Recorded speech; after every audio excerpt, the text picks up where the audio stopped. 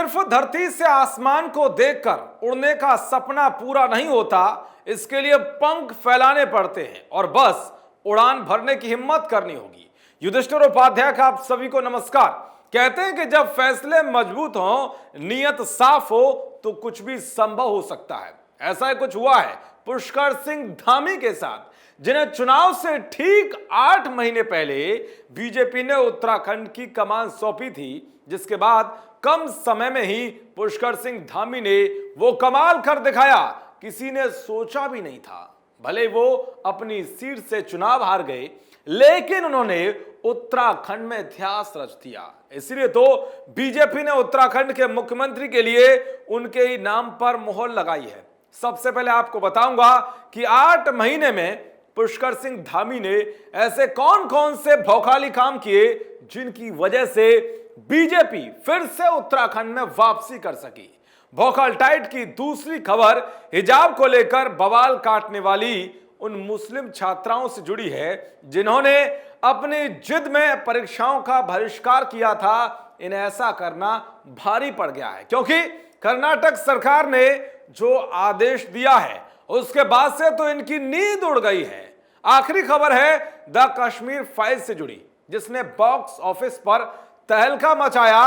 तो खान गैंग के मेंबर के नाम से मशहूर आमिर खान का ऐसा रिएक्शन आया कि हर कोई चौंक रहा है।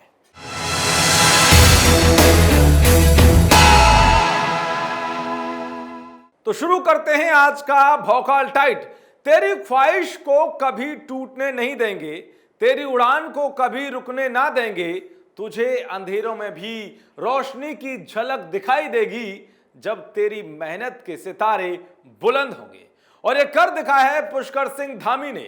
जब उन्हें चुनाव से 8 महीने पहले उत्तराखंड का सीएम बनाया गया तो उनके आगे कई बड़ी चुनौतियां थी। सबसे बड़ी चुनौती तो यह थी कि वो यहां की जनता के दिल में जगह बनाकर दशकों पुराने उस मिथक को तोड़ पाए, जिसमें यह कहा जाता रहा है कि कोई भी पार्टी दूसरी बार प्रदेश में वापसी नहीं कर पाई है और कोई मुख्यमंत्री वापस मुख्यमंत्री नहीं बन सका।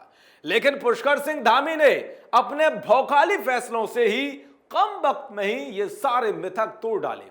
इसीलिए बीजेपी ने भी उन्हें फिर से राज्य का मुख्यमंत्री चुना है।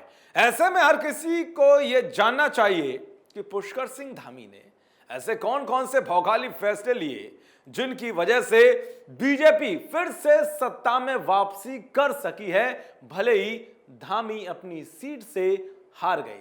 अपने 8 महीने के कार्यकाल में पुष्कर सिंह धामी ने सबसे बड़ा फैसला लिया था उत्तराखंड चारधाम देवस्थानम प्रबंधन अधिनियम को वापस लेने का, जिसको लेकर 2019 से तीर्थ पुरोहित आंदोलन कर रहे थे। त्रिवेंद्र रावत के नेतृत्व वाली सरकार ने उत्तराखंड चारधाम देवस्थानम प्रबंधन अधिनियम 2019 के तहत एक बोर्ड का गठन कर 4 धामों के अलावा 51 मंदिरों का प्रबंधन अपने हाथ में ले लिया था। पुरोहितों के अलावा एक बड़ा तबका सरकार के इस निर्णय से नाखुश था। लोगों का कहना था कि सरकार इस बोर्ड की आड़ में उसके हकों को खत्म करना चाहती है।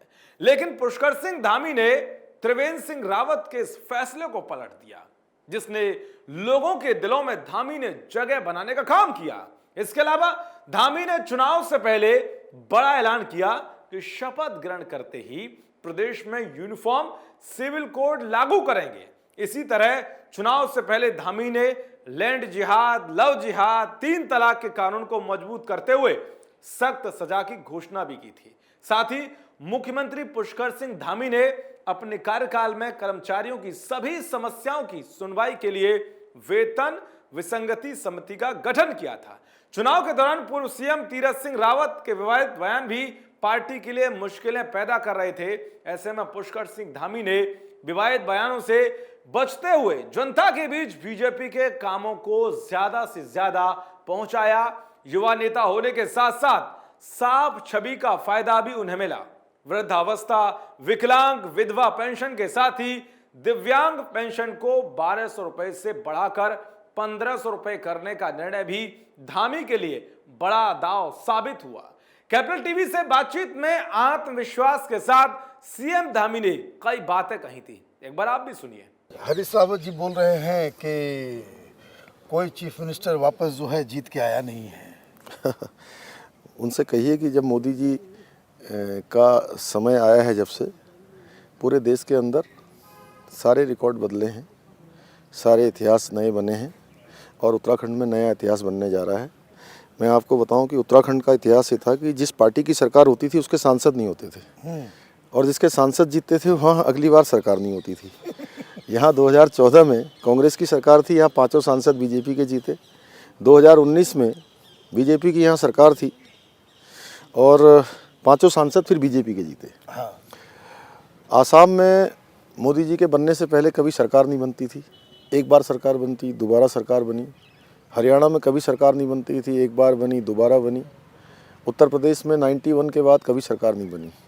2017 में प्रचंड बहुमत की सरकार उत्तर प्रदेश में योगी आदित्यनाथ जी के नेतृत्व में बनी है और 2022 में फिर से वहाँ प्रचंड बहुमत की सरकार बनने जा रही है और उत्तराखंड में भी सरकार बनने जा रही है। मैं यहाँ के अखबारों को देख रहा था कि वो बहुत सारे मिथक हैं कि भाई चीफ मिनिस्टर वो खटीमा को सीट को लेकर के भी है, कोई जो चीफ मिनिस्टर है कोई एजुकेशन मिनिस्टर है जो कभी नहीं जीता, इस तरह की खबरें, मैंने मिथक बहुत सारे जुड़े हुए हैं उत्तराखंड। मैं कर्म करने पर विश्वास करता हूँ, ये मिथकों पर ध्यान नहीं देता हूँ और हमने कर्म किया है। और लोग यहाँ भारतीय जनता पार्टी की गवर्नमेंट चाहते हैं, ऐसी सरकार चाहते हैं जो विकास के काम शुरू हुए हैं वो आगे पहुँचे, आने वाले समय में हमारा राज्य आगे जाए। 10 तारीख के बाद फिर हम आपसे बातचीत करेंगे और इसी जगह पे हमारी मुलाकात हो। बहुत धन्यवाद आपका। बीजेपी ने इस बार पुष्कर सिंह धामी के नाम पर सीएम की मोहर लगाकर कई दाव भी चले हैं। बीजेपी ने फैसला इस बात को ध्यान में रखते हुए लिया है कि पार्टी को ऐसे चेहरे की जरूरत थी कि जो 5 साल तक मुख्यमंत्री का कार्यकाल पूरा करे और 2024 में राज्य के सभी 5 लोकसभा सीटों पर जीत दिलाने का टारगेट भी पूरा कर सके। इसलिए अपने फैसलों से भौकाल टाइट करने वाले धामी को पार्टी ने सीएम चुनना उचित समझा।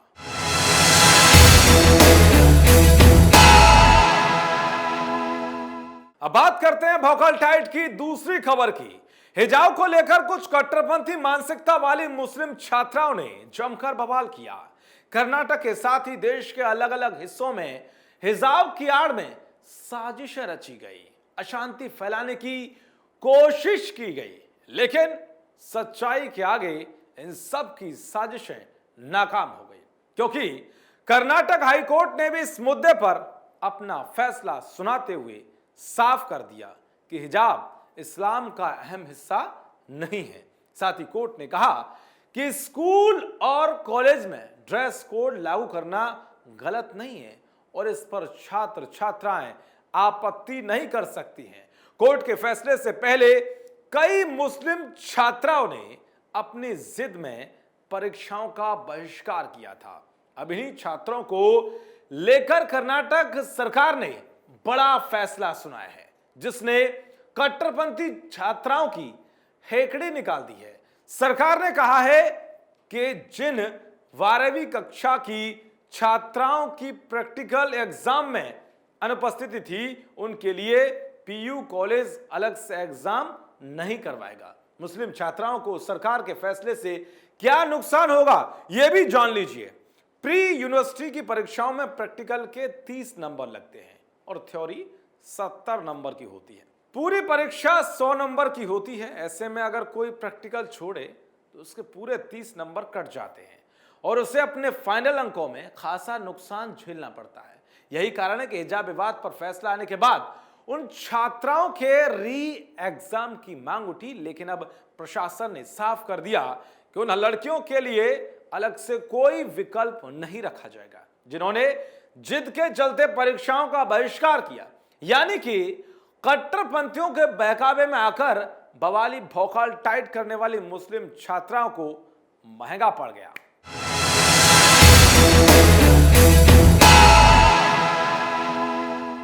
अब बात करते हैं भौकाल टाइट की आखिरी खबर की। द कश्मीर फाइल्स ने बॉक्स ऑफिस पर धूम मचा रखी है। लगातार इस फिल्म को अच्छा खासा समर्थन मिल रहा है। इसकी कमाई कम होने के उलट दिन पर दिन बढ़ती जा रही है। फिल्म ने कई रिकॉर्ड भी तोड़ डाले हैं। द कश्मीर फाइल्स ने रिलीज के 8वें दिन कमाई करने के मामले में आमिर खान की दंगल को भी पीछे छोड़ दिया, जिसकी वजह से खान गैंग में खलबली मची हुई है। अब खान गैंग के मेंबर के नाम से मशहूर आमिर खान का भी इस फिल्म को लेकर रिएक्शन आया है। आमिर खान ने कहा है कि हर एक हिंदुस्तानी को यह फिल्म जरूर देखनी चाहिए। ये इतिहास का एक ऐसा हिस्सा है जिससे हमारा दिल दुखता है। कश्मीर में जो कश्मीरी पंडितों के साथ हुआ है वो बहुत दुख की बात है, और ऐसे एक टॉपिक पर जो फिल्म बनी है उसे हर हिंदुस्तानी को ये जरूर देखना चाहिए। हर हिंदुस्तानी को याद करना चाहिए कि एक इंसान पर जब अत्याचार होता है तो क्या बीतती है। इसलिए मैं ये फिल्म जरूर देखूंगा और मैं इसकी सफलता को लेकर बहुत खुश हूं। तो इस तरह से आमिर खान ने अपने फिल्म दंगल के रिकॉर्ड टूटने पर आखिरकार अपनी प्रतिक्रिया दे ही डाली। किसी ने क्या खूब कहा है कि तेरे हौसलों के वार से रुकावट की दीवार जरूर गिरेंगी, तुम देख लेना सफलता जरूर मिलेगी। रुकावटें आती हैं सफलता की राहों में, ये कौन नहीं जानता, फिर भी वो मंजिल पा ही लेता है जो हार नहीं मानता। चलिए अब आपसे लेता हूं विदा, फिर आऊंगा भौकालियों का भौकाल टाइट करने। मेरा नाम है युधिष्ठिर, जो कहूंगा सच कहूंगा, सच के सिवाय कुछ नहीं कहूंगा, और नेताओं का भौकाल टाइट करता रहूंगा। जय हिंद।